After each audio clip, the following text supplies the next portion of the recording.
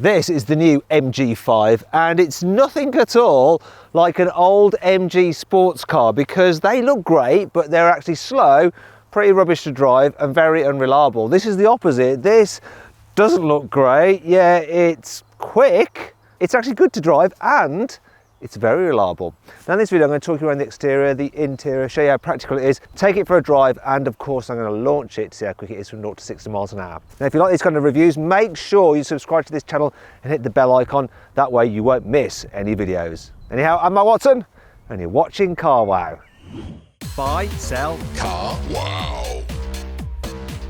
The MG5 starts from £29,500, though you can save an average of around £2,800 off one through Carwow.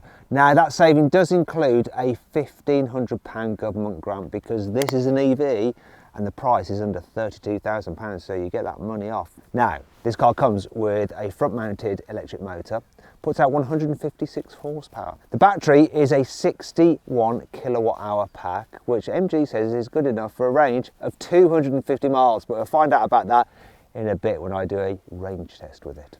Now, if you're thinking about buying one of these or any new car for that matter, click on the pop-out banner up there or follow the link in the description below to get a Carwow. You can also sell your old car through us as well, and our dealers will bid on your car to make sure you get a great price for it. If you want to do that at a later date, simply Google "Wow Me Carwow" and we will wow you.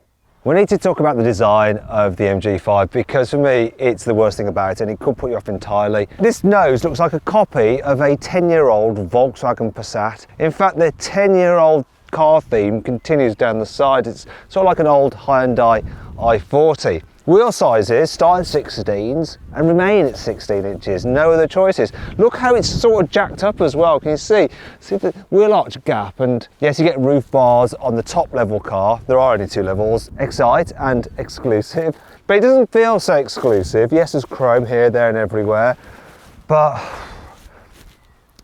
I wish they tried harder with the design. I'm really disappointed. Here on the inside, the MG5 is in no way, shape or form exciting, but it's perfectly acceptable. And quality is okay as well. So you've got like this leatherette on the dash here with the stitching, this patney trim. On the top of the dash, yes, it's scratchy plastics and up on here, but down here it gets a bit softer. Yeah, it's okay. And the top of the range exclusive model has this leatherette in the seats, which does a good job of impersonating leather. It's real leather for the steering wheel, which is good unless you're a vegan and then you don't want to hold dead animal skin, do you? Oh well, you can't get a vegan steering wheel. One thing you can't get either is fully digital dials. I don't know why they did this. So you've got a big screen and they should have gone the whole hog and made the speedo digital. Why bother with that? And why bother with that analog dial for the charge meter? It's a stupid design. And that brings me on to the infotainment system itself. So it's a little bit of a fiddle to use and it's slow responding, but it doesn't matter because it's got Apple CarPlay and Android Auto and you're just going to plug those in. And you have decent connectivity. So down here, you got your two USB charging ports there, and I like this. Look. So you plug your phone in like that. And then there's that slot that's perfect for it, so it's out the way. There's another little storage area here where you can keep your power bank, which is handy if, like me, you're always running out of charge. So you've got a couple of cup holders there. That one's deeper, and that one's shallower for coffees, which is a good idea. The glove box, that's big. Door bins, big. Space under here, average. But what's not average are the buttons in here. You've got nice metal filled buttons, and I like the fact that you don't have a gear selector knob. You have a dial. I much prefer a dial than a knob. And everything is just really easy to access. So your climate control buttons are here separate from the infotainment screen. Easy to use, relatively comfortable, apart from one thing which is really annoying about this car. Because the batteries are underneath the floor, there's not much of a footwell. Have a look down here. You can see there's hardly any step between the sill and this floor mat. As a result, it means that your knees are quite high up. In fact, you feel a little bit like you're in a sports car with your legs stretched out in front of you, but that's the wrong seating position for a car such as this. Here in the back of the MG5, knee room is good, headroom is good.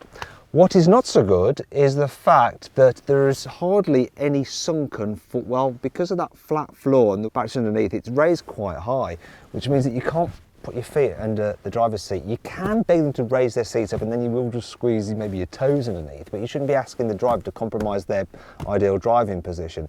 And anyway, look how high my knees are. So I'm in a bit of a stress position, it's not ideal. It's a real shame because the rest of the back of this car is actually pretty good. You've got a big, deep seat, which is comfy and soft. The centre seat is actually comfy as well.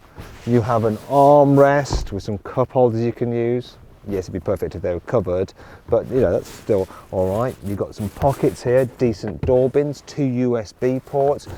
The windows go all the way down in the back, and fitting a baby seat in this car is easy because the doors are nice and wide. Yes, you do have to stab around to find the Isofix anchor points, but once you've got them, it's easy to lock the seat into place, and there's plenty of room to fit even a bulky rear-facing seat. Yeah, it's just a shame about this footwells. Now, if that's a problem, maybe you should pay a bit extra and buy a Skoda Kodiaq instead. And if you want to see my full in-depth video review of that car, click on the pop-out button up there or follow the link in the description below. The boot capacity of the MG5 is 580 litres, which is really very big. I mean, look at the space you got there. Okay, so there is a bit of a boot lip to lift things over, but you can reduce it slightly by raising the false floor. It's a bit of a lip, but it's not so bad. Now, you can fold down the rear seats, of course, to carry larger items. I'll fold down a bit better than that if I remove the headrest, but they never go completely flat, which makes it a bit harder to move items. Probably shouldn't leave that there if you want to do that. So items right to the front, and then they do slide down. Another thing that's a bit of a shame is there's no 12-volt socket in the boot here. And that brings me on to 5 annoying things about the MG5. I always expect electric cars to have a front boot, and underneath the bonnet on this MG you have a large plastic area. Actually, I could probably store those there. I don't know why there is no light for the vanity mirror. What happens if I want to check myself out when it's dark, huh? When you're driving at low speeds, electric cars emit a noise to warn pedestrians of their approach. Now, the one on this car, you'll hear it when I just move along. However, the noise is quite prominent on the inside. So when I put my window up, you'll still hear it through my mic. Why do I need to hear the acoustic warning sound so loud inside the cabin? It is not for me. The central armrest doesn't extend forwards, which is a bit annoying because, look, you can't have your hand on the steering wheel and rest your arm there. So you have to drive sort of like one-handed or like that. The charging port is here on the front of the car, which seems like a good idea. However, there are 2 problems with that. The first is that it means that you always have to nose in to a charging parking bay. The second is what happens if you have a minor prang at the front here. It could damage that, which means that even though your car is perfectly drivable, you can't actually charge it. Anyway, that brings me on to 5 cool things about this MG. I don't know why European cars have to have a real slow to use ratchet to adjust the backrest in the front seats. This is a much better option. Look, for a lever and you get it exactly where you want it. Take a quick nap now. I'm always happy when there's space underneath the false floor, not only for your charging cables, which are in that bag, but of course for the load cover, and it's quite light and easy to fit.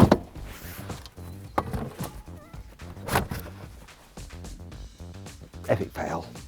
Not only do all versions of this car come with adaptive cruise control, so it uses a radar to keep you a safe distance from the car in front, and it'll automatically steer to keep you in lane. But when you're just driving normally, you don't have that engaged, obviously you will have normal lane departure warning. However, you can turn it off dead easy just by pressing this button here. So if you're on a twisty country road and it's doing your heading because you're crossing the lines occasionally, press that, no faffing about, and it's off. 7-year warranty. Never said that for any other manufacturer besides Kia, but yeah, MG as well now. There's a function in the infotainment system which allows you to automatically turn on the rear heated screen. So it's handy in the winter, you set that on, and whenever you get into the car, it'll automatically demist the back so you don't have to think, oh God, I forgot to do that. And then you press it, and you're just stuck waiting for it to defrost longer than you need it to be. Okay, let's see what this MG is like to drive in town. Now, I'm not gonna lie to you, I'm not expecting much from this car, because it's, you know, so competitively priced, but actually, first thing that stands out is the suspension. It's really, really good over rough surfaces and bumps. It's compliant, it's steady. It's actually putting more expensive cars to shame in the way this goes down the road. I'm mightily impressed. Another thing I'm impressed with is the brakes. So sometimes the electric cars, they can feel a bit grabby because of the regen effect, but not in this. It's perfectly natural. Now I'm going to check out the turning circle. It's 11.4 meters, which it's all right, but it's not as good as some other electric cars. I mean, I've made it around there okay, but if it was tighter, I could have struggled. So if I put it into perspective, a VW ID3's, oh sorry mate, VW ID3's turning circle is just over 10 meters, so it's much tighter. And if you want to see my full in-depth video review of that car, click on the pop-out banner up there. I'll follow the link in the description below. But really, that is my only complaint about the driving experience in town. Oh, there is another one. So I can alter the regen effect, so I've got it on 3. They call it KERS, like in Formula 1. But it doesn't bring the car to a complete stop, look, can you see? So it's not full one pedal driving. At some point you do have to touch the brakes. I'm touching them now, there we go. Why didn't they just let you do that? You know, it should be switchable. You can have it on or off, but you should be able to decide. I do like one pedal driving where it's available. Now, final thing to do is see how easy this thing is to park. So it is quite long, this car, so I'm gonna see if I can fit in that gap. Now, before you start commenting, yes, I know it is a disabled bay, but I'm not going to leave the car there. I'm just using it for illustrative purposes. Illustrative. Hopefully my parking is better than my talking. So the camera's quite useful here, though it is a pretty cheap looking image. You know, it's a bit washed out and low def. Come on in. Now I'm going to use the door. Don't like having the door mirror there. It should be on the actual door itself. Right. Squeeze in without crashing into this Audi. Get as close as I can. Probably room for a Rizzler paper there, but look, there we go, in the spot, not too far away from the curb. Job done. Visibility is generally pretty good in this car.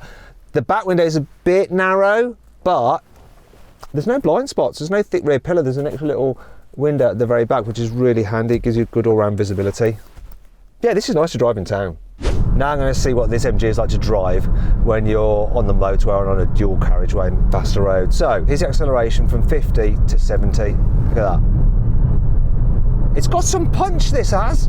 It really has. It's made me talk all Midlandy. Look, it's got some punch. You can overtake slow moving traffic with this car, no problem at all. And when you're cruising at higher speeds, the car does a good job of like dealing with undulations in the road. Yet again, the suspension, I'm impressed with it. One thing that's not quite so good as some other electric cars is the sound insulation. So you do get a bit of wind noise from just this pillar here and the big door mirrors. It's not bad though, it's just not the quietest car in its class. What is impressive though is the economy, or should that be efficiency, because it's electric of course. So I've been averaging 3.6 miles per kilowatt hour in this MG, and when you do the maths, that means that on a full charge, this car in the real world will do about 220 miles. It's all right. Now let's see what the MG is like on a twisty road. So that soft suspension, there's got to be a trade-off for it, hasn't there? It's going to mean it handles like a dog. So I'm going to put the car into sport mode. And that's added some weight to the steering, though. Yeah, makes it feel, oh, collision warning detection. Anyway, that wasn't anything to do with sports mode. Doesn't feel that nice as steering in sports mode. It feels more natural in normal mode, so I'll stick with that. And that's one thing I noticed about this car. Just then, when I was accelerating, and it was a bit damp, and I was coming out of a corner. What? Did you hear that as well? Like, what it is, because that motor's so punchy in its front wheel drive, it does quite easily spin up one of its front wheels when you're turning and accelerating. It's not a problem because the stability control just cuts the power. It's fine, it manages it, but it just shows that you're losing grip. But otherwise, this thing holds onto the road really quite well. It doesn't lean too much in the bends. You don't feel like you've got a lack of confidence in the car. It does the job. I think it's a really good all-round drive, this. I am surprised with how good they've made it.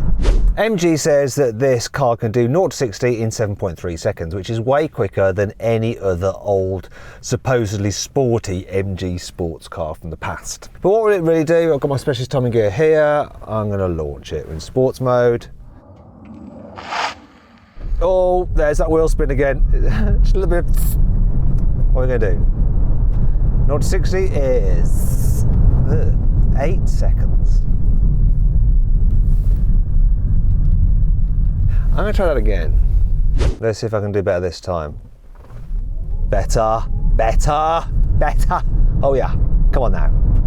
Come on MG.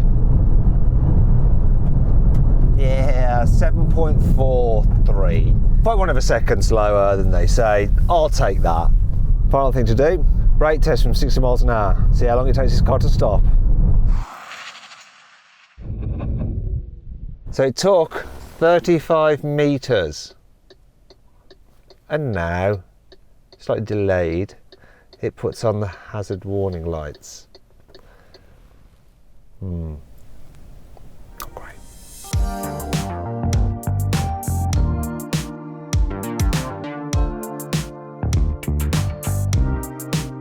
So then, what's my final verdict on the MG5? Should you avoid it? Should you consider it? Should you shortlist it? Or should you just go right ahead and buy it? Well, I think that if you don't like the look of it, you know, you want something with a bit more style, just avoid it. Yeah. However, if you want a really good value, good to drive, practical, inexpensive EV that's good for A to B and beyond, you should go right ahead and buy this MG5. It will surprise you, just like it has me. I hope you enjoyed the video. If you did, give it a like. If you haven't done so already, make sure you subscribe so you don't miss out on any videos. Click on those windows there for some more videos right now, and on that box there to go to carwow. If you're thinking about changing your car, you can not only buy a car through carwow, but also sell your current car, and our dealers will bid on it to make sure you get a great price.